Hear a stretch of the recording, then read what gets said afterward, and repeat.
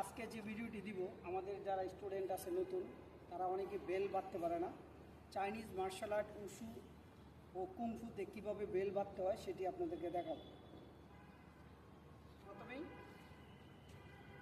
এই বেলটাকে এভাবে নিয়ে একটা ওটাও এই যে ডান পাশে, হাতের ডান পাশে এভাবে একটু জায়গা রেখে এভাবে ঘুরিয়ে, একবারে বেশি টাইট করা যাবে না, আবার বেশি লুজ করা যাবে না, মোটামুটি স্বাভাবিক রাখতে হবে।